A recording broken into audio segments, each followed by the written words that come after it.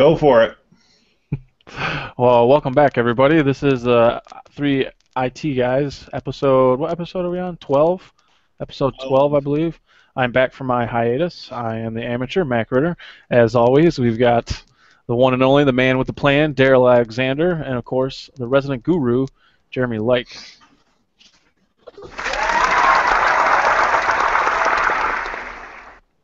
I like it. I like it. We got some sound effects.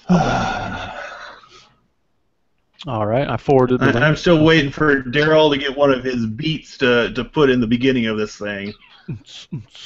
The what? When? Where? How about just a congratulations on Mac for his graduation, his associate status in this IT field. So he's no longer the yeah. Don't I get the clap? Don't I get the round of applause again? Oh yeah, definitely. Do it. Where is it? Woo! It's a round of applause. You guys are ridiculous. That's cool though. I like it. I like it. This Jeremy's favorite one. Wow, wow, wow. Oh, is this the one for when we crack jokes? Yeah, buddy. Oh, the answer. I love it. We can't crack no political jokes, so we got to stay away from that. Oh yeah, you don't want to get your wig blown off. Yeah. Wait a minute. Anyway, 3 IT guys is back. All 3 of us. Mac is back. The Mac is back. The Mac attack. Yes. Back. Mac the knife. The guru. Mac the knife. Mac the Ripper.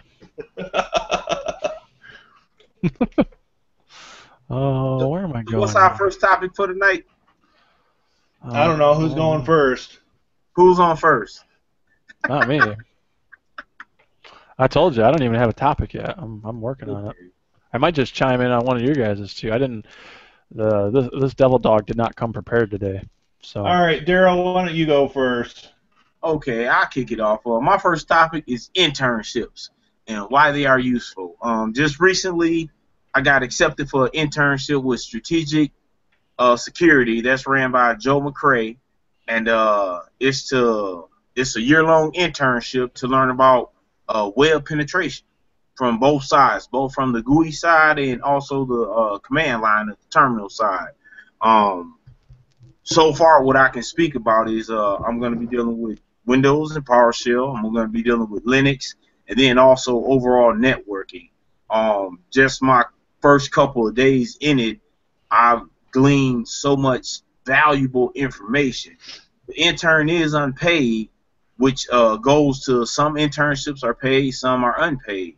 Far as the unpaid aspect, dealing an entire year learning from somebody in the industry that's an expert, that's going to be just like getting paid, because that's going to help me advance as far as certifications. It's going to help me advance as far as hands-on training, which I myself feel is one of the big things that's lacking when it comes to getting IT knowledge. We get all this knowledge and really no practical application other than a couple of labs in each section with no long-term practical application. Then to go home and set up virtual machines and try to kick it around with other people, which, by the way, is very, very healthy.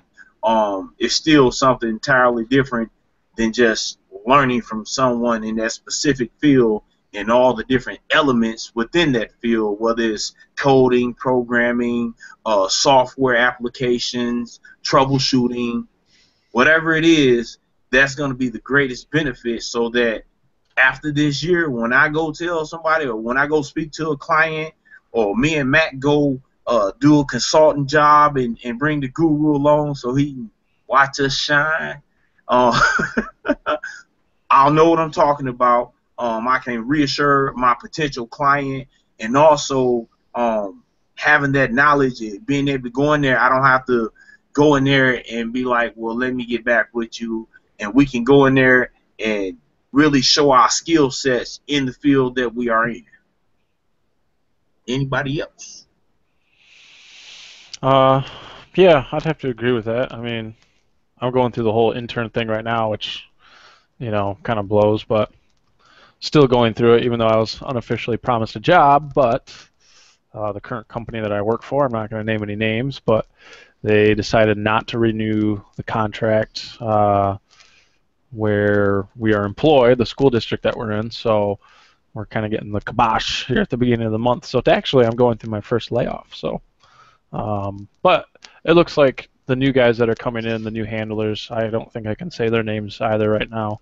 But it looks like I'm just going to be swapping handlers, so going from one to the other. But I'm going back in as an intern after I'd already been unofficially promised a full-time spot with the previous company. So that kind of stinks. I got to go back to being an intern, but whatever. So, but During your internship, do you feel that the knowledge you had is going to be applicable and valuable to, just moving forward in the IT field? oh, absolutely. I think hands down, experience trumps. It doesn't trump education, but I would say you could read a book all you want, but until you actually go out and do whatever it is you're trying, like virtualization, for instance, you could read up all you want on virtualization, but until you actually do it, and then have something go wrong, and then learn from that mistake, and learn how to troubleshoot, or anything you're doing, experience hands down wins, I think, over a book any day. So. The 7 months that I've been there has been a great experience, and it's been a great opportunity. And now I can put that on my resume. I have actual real work experience instead of, Yes. So Right. I definitely think it's important, certainly. I see that on a lot of job applications also. Sometimes they interchange the academic side for the hands-on experience side. They'll say an associate's or a bachelor's in such and such, or X amount of years in the related field and certification. So we did a previous episode showing where the degree versus the certifications, and it's some six-figure certifications, especially in the Amazon AWS field. So that's something to shoot for, and I truly think it's a combination of both the education and the hands-on. The thing is with the education, like you and I, Mac, we took an accelerated course. It was very tedious and a lot of information, and you need to expand on that information. You need to take it somewhere, cut it open, and just unfold it. And you get the best method of that going through hands-on training under a senior person. Oh, that's the guru. He's a senior person. Oh my God. Oh my God. No, like I said, the experience has been really great. But one thing that I have found out in working in the IT field so far is like you don't necessarily like it certainly looks good on paper, and it's certainly an outstanding. It does separate you from the pack, like having a high education, like you do, Jeremy.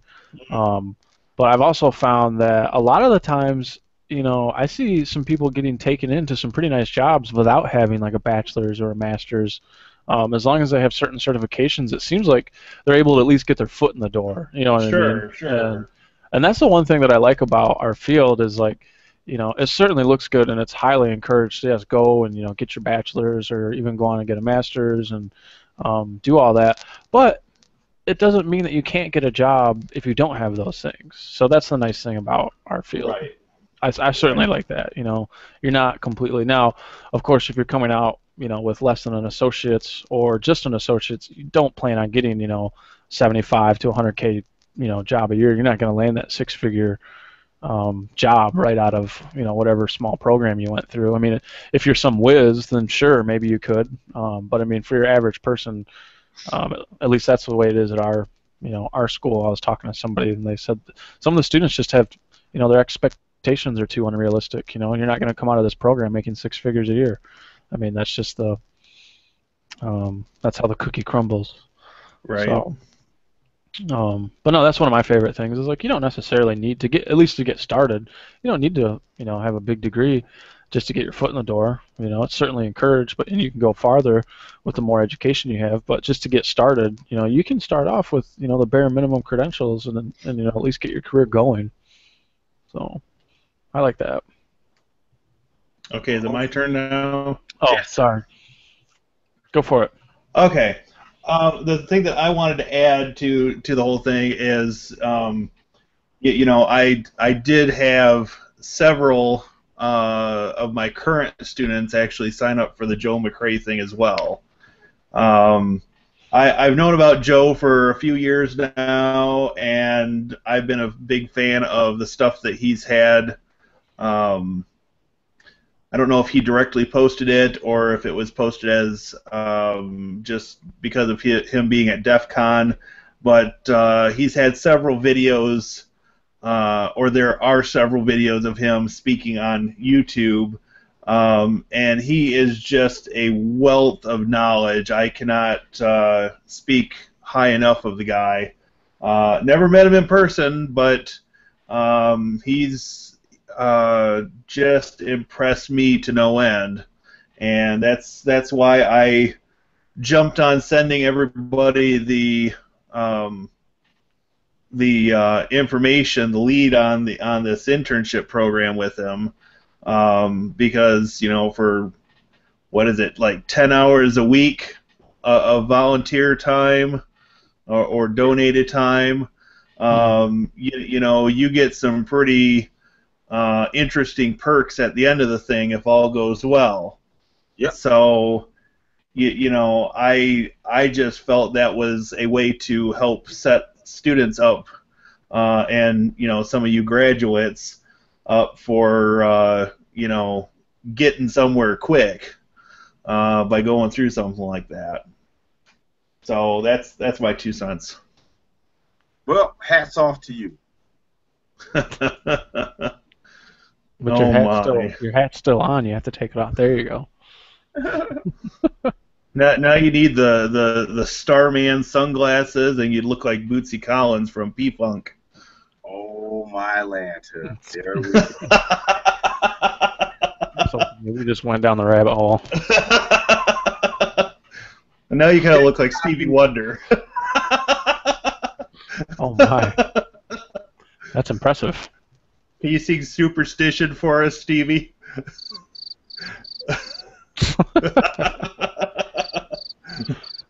Oh, no.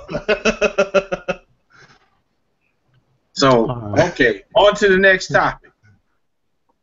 Who wants second? Take it, Daryl. Next topic. Oh, I guess I'm up next. Okay. I just wanted to talk briefly about Cybrary. I, as of this morning, completed the Penetration and Ethical Hacking course on Cybrary. I got my handy-dandy certificate of completion here. Isn't that fancy?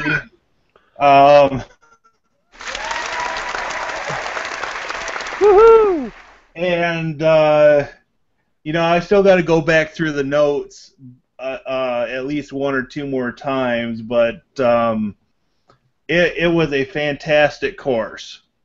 A lot of the stuff I knew about, a lot of tools I'd probably heard about at one point or another, and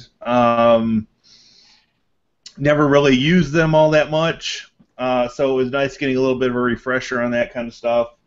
And the instructor, Leo Dreger, I think it's Dregier, he was entertaining. He obviously knows his stuff, and very much easier to listen to than some of the people that shall remain nameless that do have videos in a product that will remain nameless. Damn gypsies.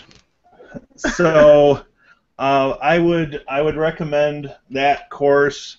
I am previewing a couple other courses. I don't really want to mention them quite yet. I've started a couple that I have a real difficult time listening to the instructors. Just their voices wear on my nerves, or their style of teaching is just tedious to witness. And Big shout out to Rob Tracy. thought we weren't going to mention names. He's the man. So, anyways, the next one that I really want to get into, it doesn't start until the 5th of July, and that's the course on Metasploit, the Metasploit framework. So that will be an interesting thing there to hopefully get in on that at the ground level when they first launch it. So that's my little talk on Cybrary. I think it was 20 something odd hours. It says continuing education units 20 clock hours 13 and a half on the certificate. So so you did it almost half the time. Yeah. So in a couple of weeks, I've pushed through that course. I don't know, 2.5 weeks, I guess. And I sprung for the $5 for the certificate so I could print it. But Cybrary seems to have a pretty good thing going. It's not quite as polished as something like IT Pro TV, but the price is right at $0. Yes. So, little trade-offs that people make, especially I would find it useful if I were just getting started in the industry and didn't have the monthly stipend to send out to the IT Pro TV guys.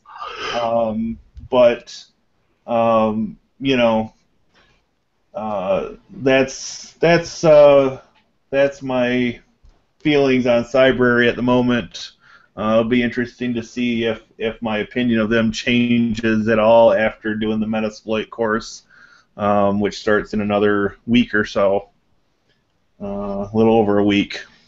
Yeah, I think definitely for being like an open source program like that and being free is just amazing. I mean, it's really cool. I haven't gone over nearly as much stuff as I'd like to by now, but from what I have seen and what I have listened to, it's pretty nice. I mean, it's pretty. Yeah. I've recommended it to a couple people actually. The student that's been shadowing me where I work, I recommended it to him, and I don't know how far he's gotten into it, but right. One of those. Behind you, Mac.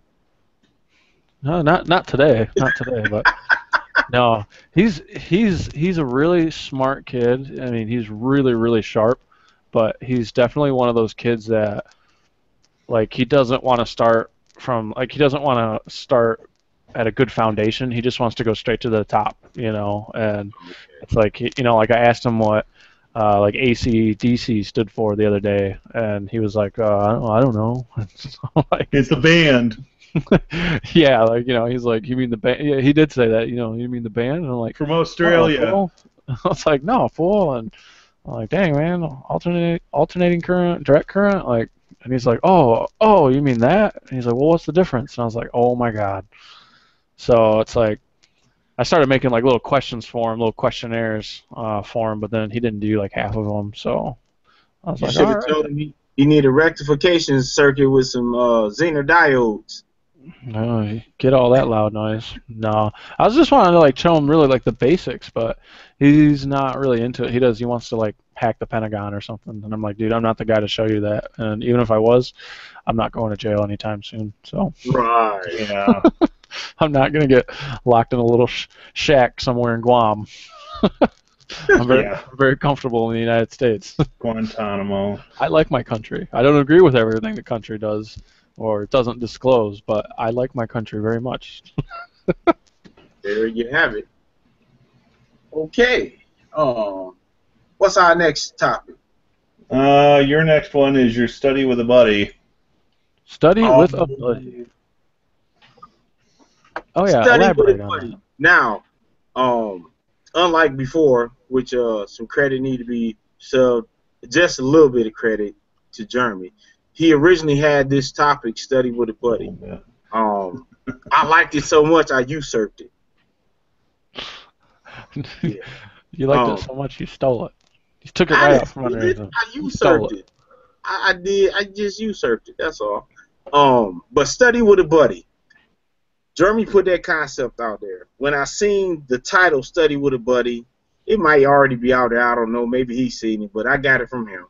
So first thing came to my mind was when I was going to school after my first semester or class, whatever, and I got off in the IT. I remember getting asked, did I want to be a mentor? I was like, a mentor? I'm going through the course myself. And the way it was explained to me was, well, you're doing good. You're catching the materials. The instructors speak highly of you. You do your homework ahead of time and stuff. So maybe you can help that person that's kind of, a day or two behind to catch up and stuff. So I was like, all right. And they paid me. That was even better. But I was like, all right.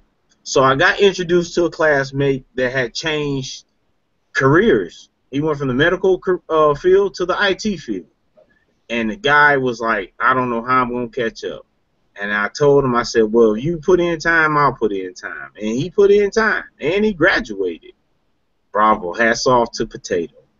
But what I learned about that from studying was studying with Mac, studying with Jeremy, it triggers a thought process that's way different than me sitting at home or trying to bounce ideas or thought processes off those that's not in my field. I've tried it with siblings. I got a sibling that's into finances, and to talk to her about IT is like talking to that wall behind Jeremy. But I love her to death.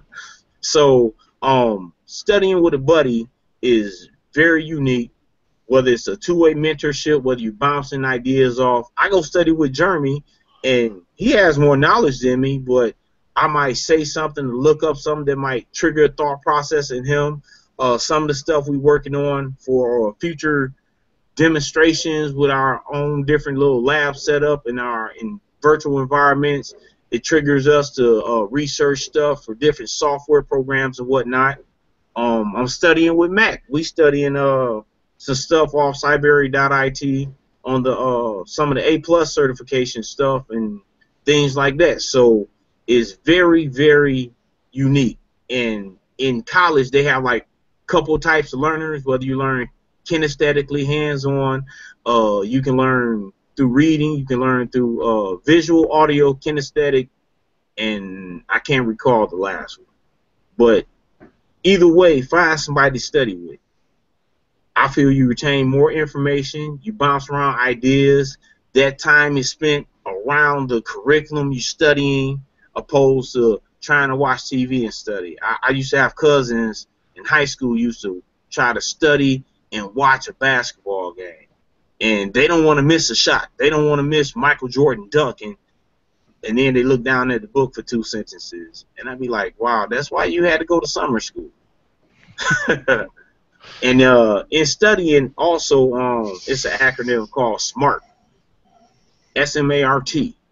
SMART stands for specific, measurable,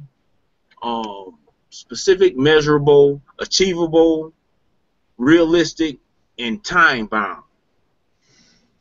If you want to be a doctor, know what kind of doctor you want to be, and make sure it's achievable, because you're not going to be a doctor if you're scared of blood.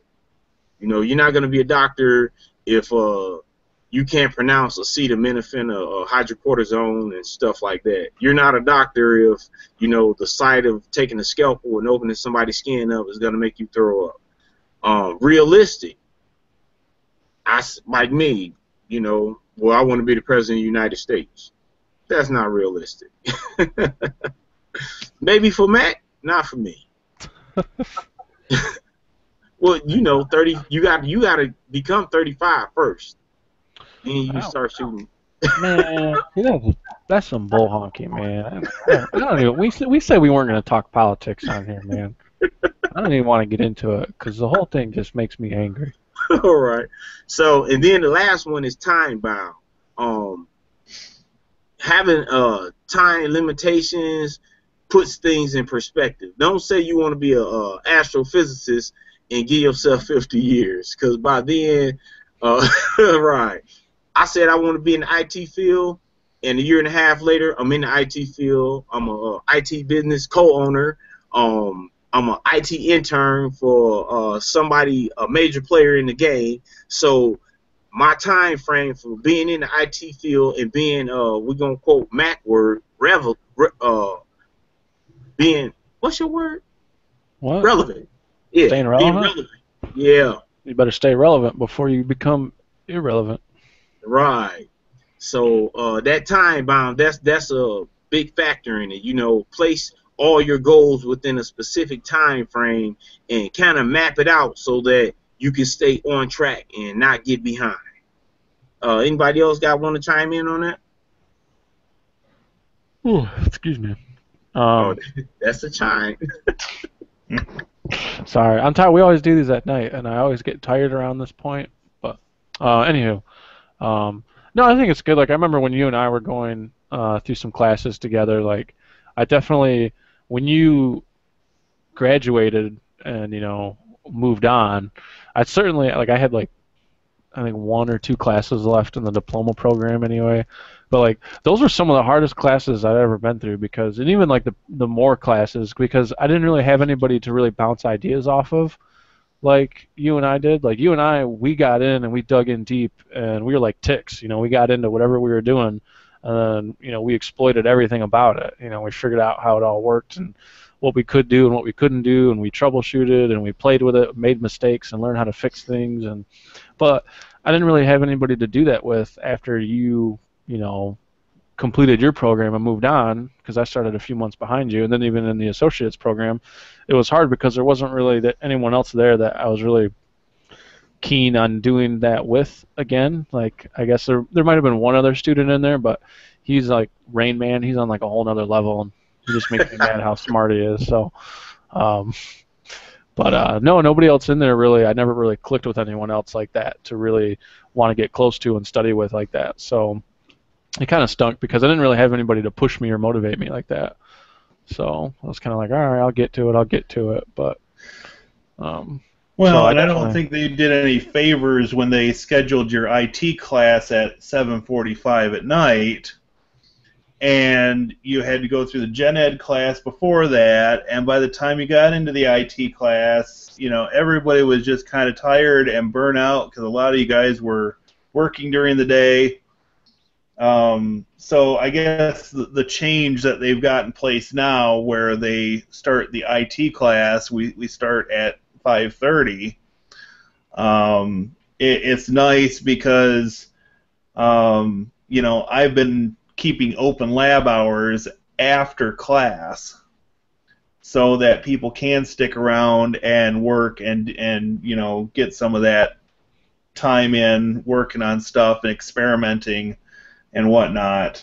A few people are using it. I'm hoping that it will pick up a little bit as we go on, but this was just the first week of class that we've been through this past week, so I guess that remains to be seen. But I've made it pretty clear that the ones that are going to get the most out of the class are the ones that put in a little bit extra. And they hear me, but I don't think they're taking it to heart. Well, I think it's definitely like you're only going to have like 1 or 2 out of every class right. Anyway. But like I think certainly like because I know when Daryl and I were there and they had we were doing open labs, Daryl and I would show up for almost every single one of them, and then a couple other students I think kind of saw that, and I know there was like 2 other students, at least 2 that would come in with us, and even if it was just to hang out, they would still come in though. And just see what we were doing and what we were up to. And Daryl and I used that opportunity, that time, to prep for the next day. So whatever we had going on, if we had some proficiencies or a lab or something, Daryl and I would go through and learn the ins and outs of everything. And then so by the time we got to class, we could damn near teach the class. Right. So, but I just don't think like I don't really see anybody out of the. I don't want to talk bad about them, but I guess there's just like I don't know if they just click that well together. If any of them do, and you know, Right, one person right. doesn't do it, then another person won't do it, and you know, yada yada. So, but eh. And I didn't, you know, I like the guys in the class. Don't get me wrong, but I just didn't feel as comfortable, you know, getting all buddy buddy with them. You know, having them be my study buddy. Right. Study buddy, yeah. Study buddy. Yep. So. All right, All what's right. your second topic, Jeremy? Okay, so my revised second topic is talking about lab setup. What do you need to get started? This topic, you know, a lot of emphasis from a lot of people is just put on book learning and you know, getting the terminology down and things of that nature. But you know, I agree with the idea that you presented earlier. You know, you really don't get it until you try to do it on your own. So, what I find lacking, and not only where I'm teaching currently, but at previous schools where I've taken classes, is, you know, what do you need to set up your own lab? Um, and you know, now computer hardware is so cheap, and you can pack so much memory into it. There's no reason not to set up a home lab. So the minimum to get started really would be a computer with 6 to 8 gigs of RAM. It can be running Linux, it can be running Windows, it can be a Mac, it doesn't matter. Get yourself a copy of VirtualBox. VirtualBox is available at the low cost of free, which is music to my ears. Yes. You know, get copies of different versions of Linux. Linux is free. If you need to know where to download it from, hit Google. Hit DistroWatch. And you'll be able to download until you can't download anymore, or you get sick of watching the progress bar.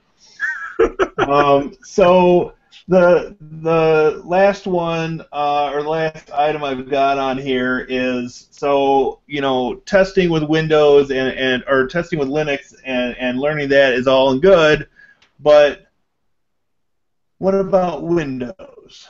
Well, you've got a couple of options. So Microsoft makes available virtual machines preloaded with Windows with different versions of Internet Explorer, and I'm sure Edge now that's they're trying to position that to replace Internet Explorer, but Microsoft makes these virtual machines available for people to download and use for testing applications.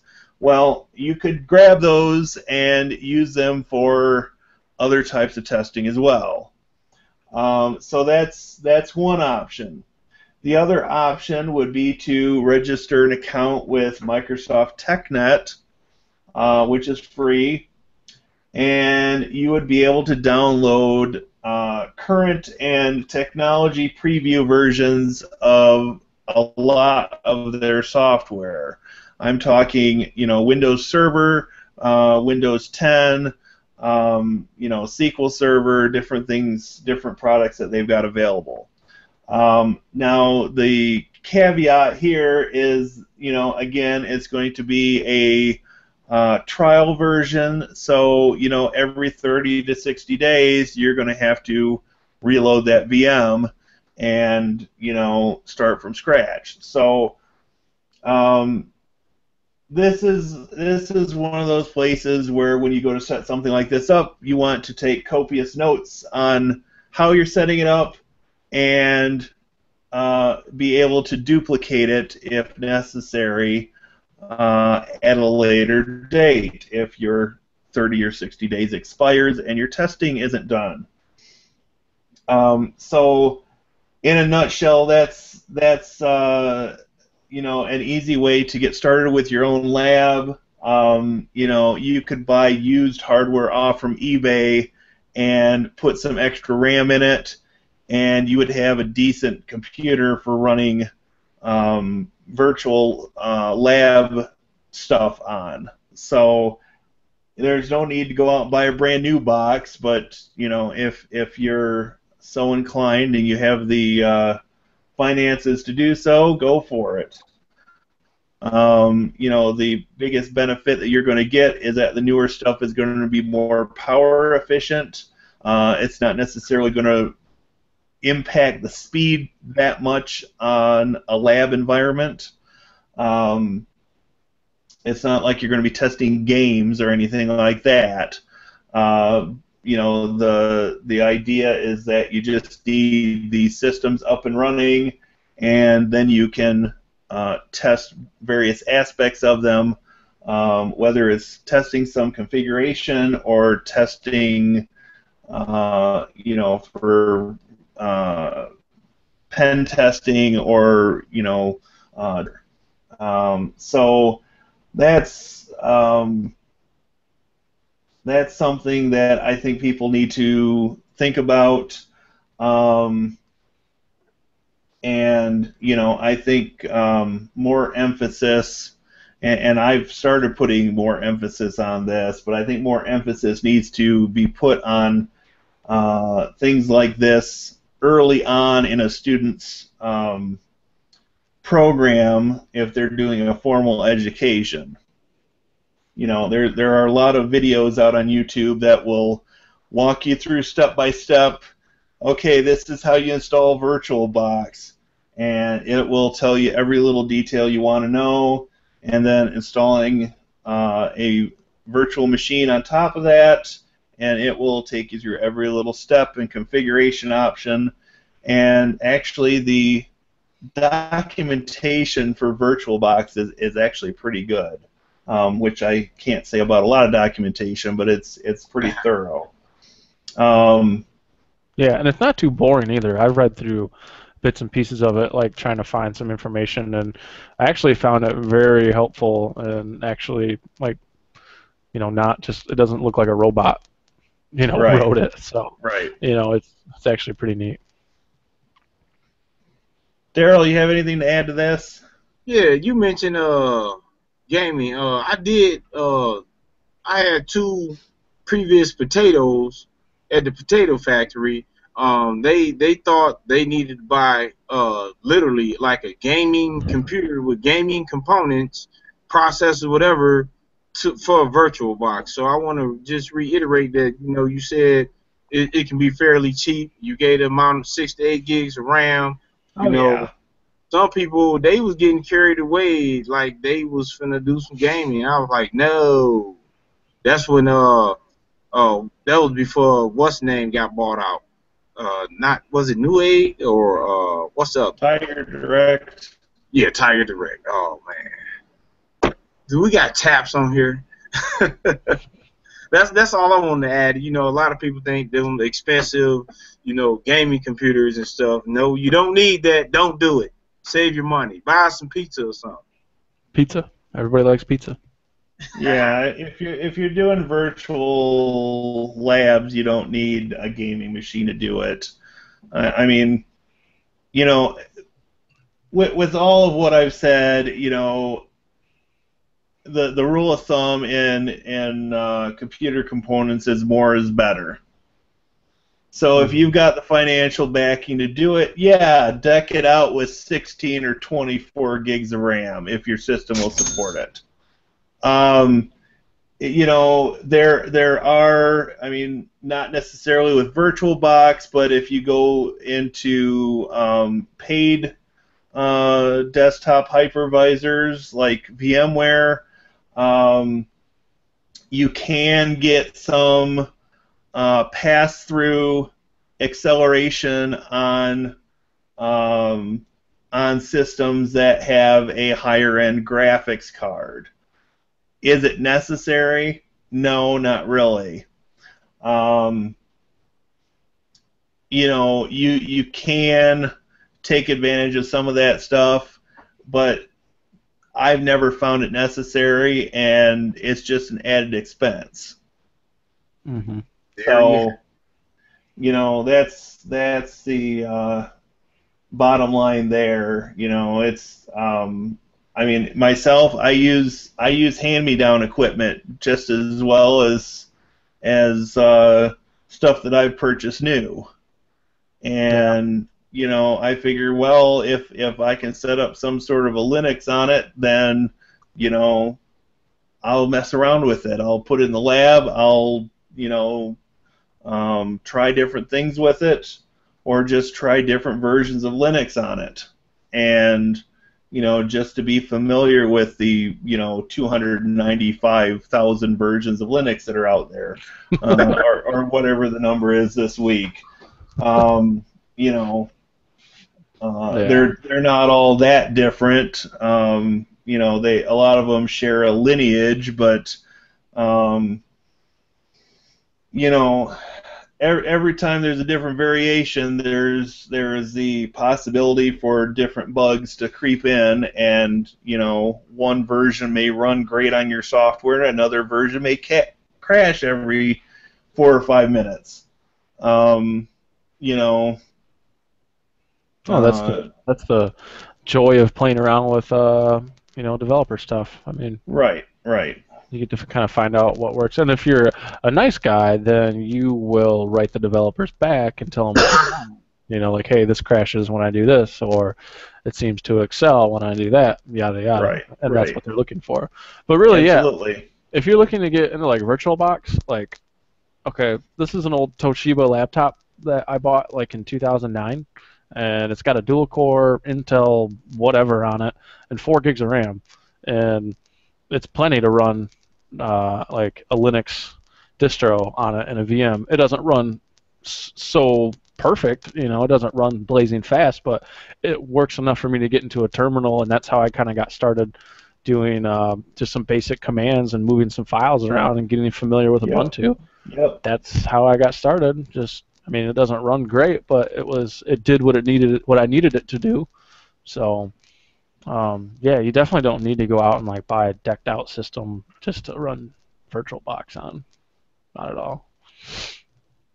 But yeah, speaking of hand-me-down stuff, though, that is the beauty of getting hand-me-down, because you get it and you go, oh, this is actually perfect, because now I could use this as a pfSense box, or I got an old junk laptop, I can wipe the hard drive and put a different flavor of Ubuntu on that I want to mess with, or it's free stuff is the greatest stuff, because now you don't have to actually go out, and that's what I run into all the time. It's like, oh, I have a nice program, but man, I don't really have anything to run. I mean, I do, but it's like, man, I'd like to have a dedicated piece of hardware just for this. I don't have it. Someone gives me, great, because now I would never go out and buy a $300 hard drive to put one simple thing on, but it's like someone gives me something that they think is junk, and it's like, oh, perfect, sweet, now I got something to play with for a while.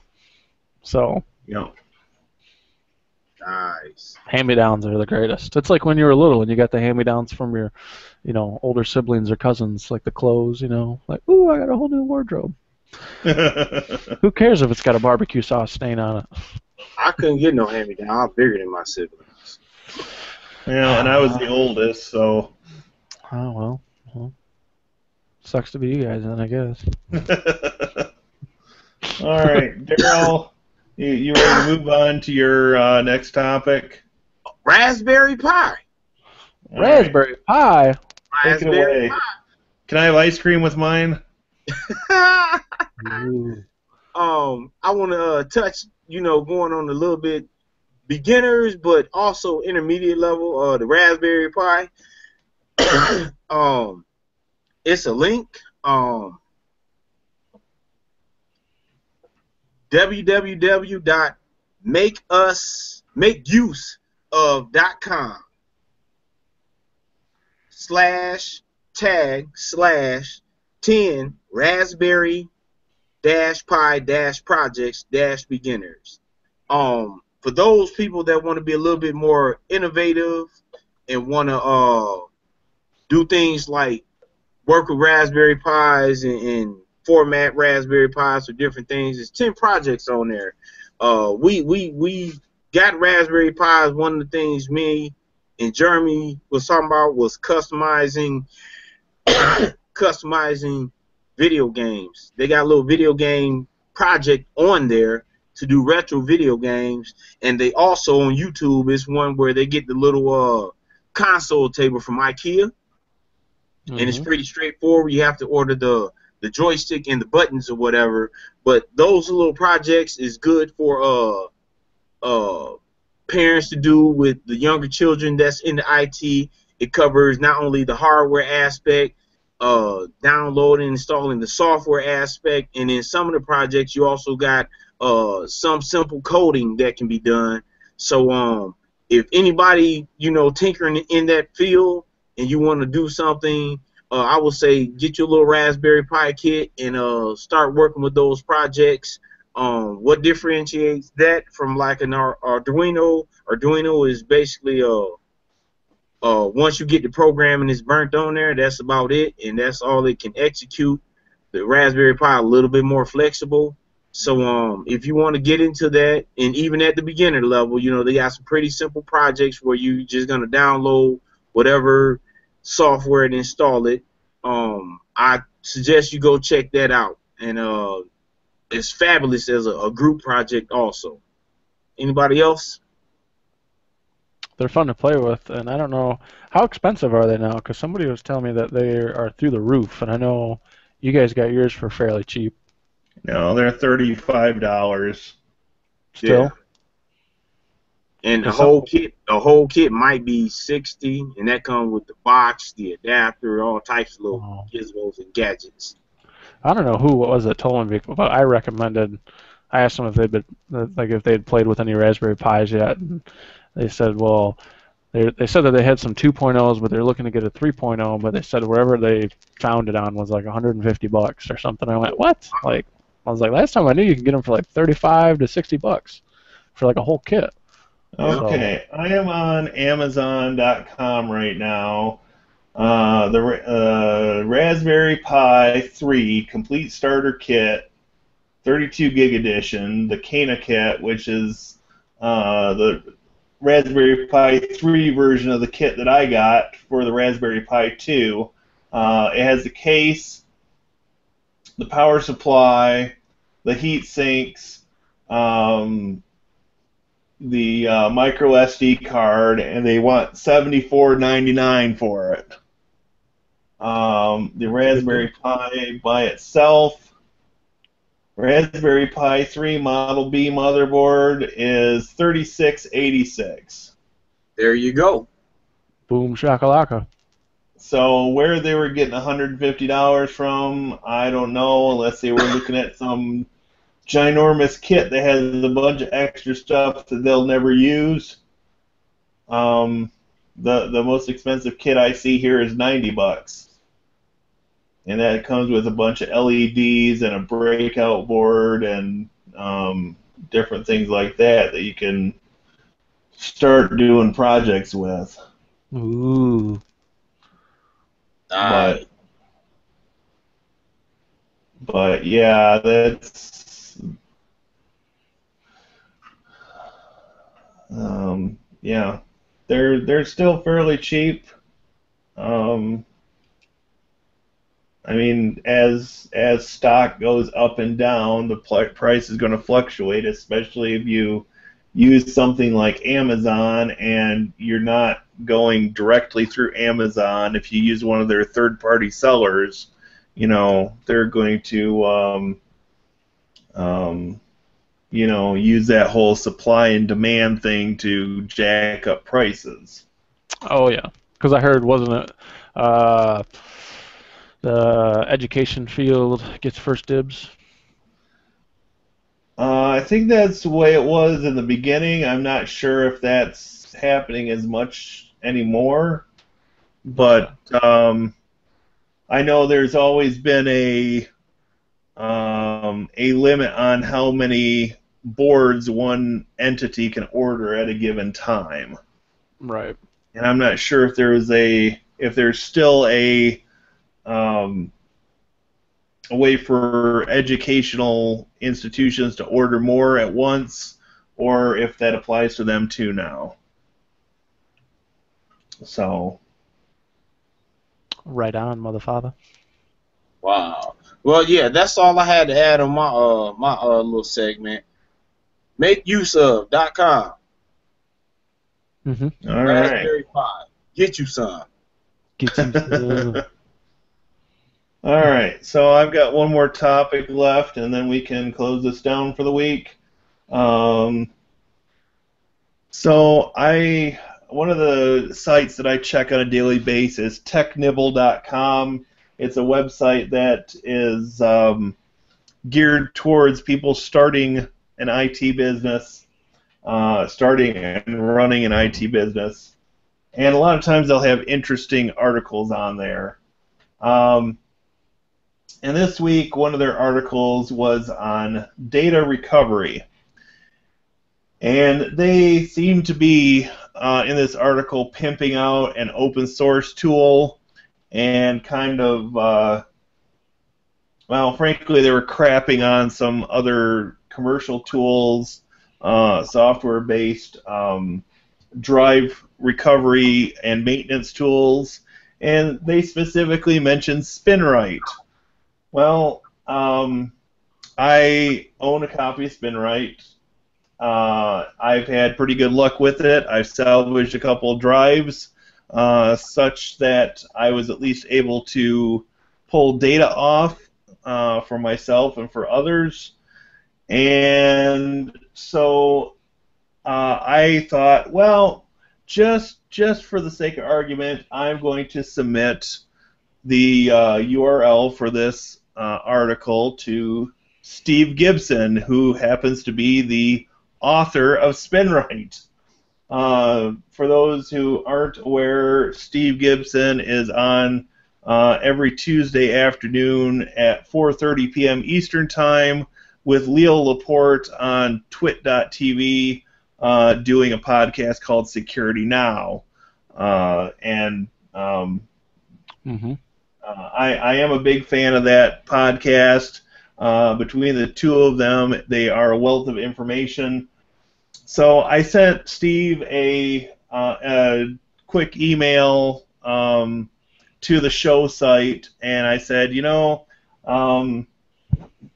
this article mentioned, your product SpinRite, and I just wanted your 2 cents worth on what they had to say about it, and whether you agree or disagree on it. So I have not got a response back directly from him, but if that email should come through, or if he mentions my comments on a future episode of Security Now, then I will be sure to update our listeners here at the 3 IT Guys podcast. I think it would be interesting to see what he has to say about their comments about his product. I kind of question whether the author of that article fully understood SpinRite, or if they only had a very high-level understanding of it. Excuse me. So yeah, I'm hoping that I'll get either a direct email back from him or a mention on the show, and if that happens, then yeah, I'll be sure to share that with everybody. Cool. Yeah. So, I've seen SpinRite actually work in the field. We had a desktop that was just a maintenance. It was an old Optiplex 580 or something like that, and the hard drive was going bad, and we ran SpinRite on it, and it worked until we could find a replacement. So good. Seen it work in the field. Yeah, we've used it, and I asked him too, my boss. He said, "Are you going to run a little SpinRite on it?" And he said, "You know it." And bada boom, bada bing, it was good to go. So, yep. I've had good luck with the tool, and I fully recommend it to people. So I hope Steve gets back to working on the update to version 6.1. I know that's been on hold for a while, but now that he's got this this other software project he was working on called Squirrel finished, hopefully he'll get back to SpinRite, and knock on wood, maybe he'll have that out by the end of the year. See, I think SpinRite is one of those products like D-Band, like Derek's Spook and Nuke. Yep. Nuke. It just works. You set it and you forget it, and you come back 20 minutes later, or D-Band obviously a lot longer, but poof, you come back and it works. I mean, and in most cases, it works good enough to get what you need. You need it to do. You know what I mean? So. We D-banned a bunch of computers a couple weeks ago that we were getting rid of. So, and it was just a couple clicks, boom, set it and forget it, come back in a couple hours, and bam, it works. I mean, well, the one pain point with SpinRite right now is with these GUID disks, or GPT disks. It doesn't support them. So, usually those are larger drives, or they're drives formatted for Windows 8, 8.1, and 10. So, mostly home users on those systems at this point. But over the coming years, you're going to see more and more businesses moving to 10, for better or worse. So, it makes sense that SpinRite gets updated to support these newer format disks, so it can continue to be a useful tool. But yeah, I thought I'd mention that, and I can add the link to this site to the show notes for YouTube. And then people, if they want to check it out, they can go ahead and do that, and go from there. Get her done. So, all right. Any closing comments from anybody? No, we still need a shout out. Congratulations to Mac on his graduation, and congratulations on Jeremy for his certificate with the pen testing thing with Cyberry.it. And for all you people out there that do listen or will come across this, Cyberry.it, a great free resource. And once again, we stressing free. I think that's been our little niche in a lot of stuff we do, is we go find that type of stuff that don't cost a lot of money. With that, we might have to do an interim episode in Jeremy's new layer once we get everything finished up. Yeah. I did get the order placed for the flooring today, so hopefully maybe the end of the week it'll be in. So then we'll have to get the three of us together, and you can borrow that saw, and we can start laying some flooring. I was going to say, don't say laying some wood. Oh, my. On that note, I think we better get the Peanut Gallery out of here. And are we doing an episode next weekend since it's the 4th of July? That's up to you. Yeah, let's talk offline about that. Okay, that sounds good. More information to come. So this is the 3IT guys signing off for June 26, 2016. Regardless, we will see you in July. Yep. Peace. Have a good one, everybody.